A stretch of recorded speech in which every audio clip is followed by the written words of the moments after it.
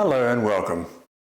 It is remarkable how the sombre experiences of World War II didn't deter a career in comedy for a number of well-known English actor-comedians. For example, Peter Sellers joined the RAF in 1943, though poor eyesight prevented him from becoming a pilot. Harry Secombe was the Lance Bombardier in the Royal Artillery. He referred to himself as a 5-mile sniper. Spike Milligan was a signaller and gunner in the Royal Artillery. During training, gun crews resorted to shouting "bang" in unison as they had no shells with which to practice. Michael Bentine, a founding member of the Goons, joined the RAF training as a pilot. Due to a botched inoculation which damaged his eyesight, he transferred to RAF intelligence. Then there was James Keith O'Neill Edwards, otherwise known as Jimmy Edwards.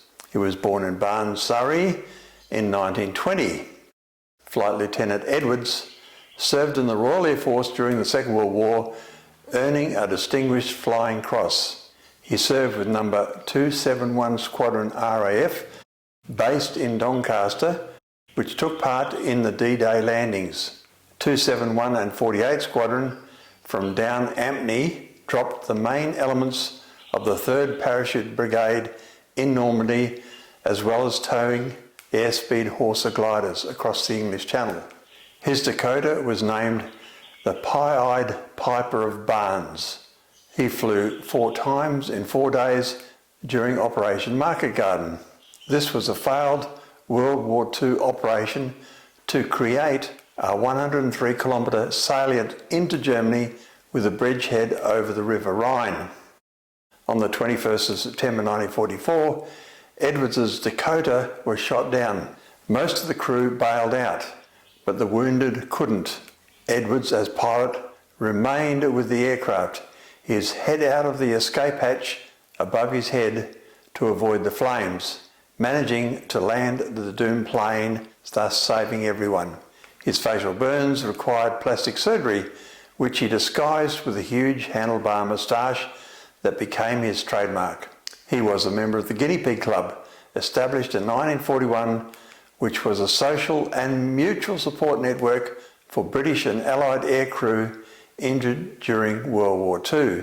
Its membership was made up of patients of Dr. Archibald McIndoe at Queen Victoria Hospital in Sussex, who had undergone experimental reconstructive plastic surgery, including facial reconstruction, generally after receiving burn injuries in aircraft. Edwards became an English comedy writer and actor on radio and television, best known as Pa Glum in Take It From Here, and as Headmaster Professor James Edwards in Wacko. Edwards was a feature of London theatre in post-war years, debuting at the London's Windmill Theatre and BBC Radio in 1946. His early variety act, where he first used the name Professor Jimmy Edwards, was described by Roy Hudd as being a mixture of university lecture, RAF slang, playing of various loud wind instruments, and old-fashioned attack. He later did a season with Tony Hancock, having previously performed in the Cambridge Footlights Revue. In April 1966, he played at the last night of Melbourne's Tivoli Theatre in Australia. His final words closed a tradition of Australian music hall. "I don't relish the distinction of being the man who closed the Tivoli. Music hall is dead in Britain." That's what he said. Now this one's dead, there is nowhere to go. I'll either become a character comedian or a pauper. Jimmy Edwards published his autobiography, 6 of the Best, in 1984 as a follow-up to Take It From Me. Edwards was a lifelong Conservative and in the 1964 general election stood for Paddington North without success. His candidature drew wide media attention, much of it derisive, although the local party insisted they had chosen Jimmy Edwards the man rather than the comedian. He lived in Fletching, East Sussex, and died from pneumonia in London in 1988 at the age of 68. so there is a lot more going on behind a comedian's persona. Thank you for watching.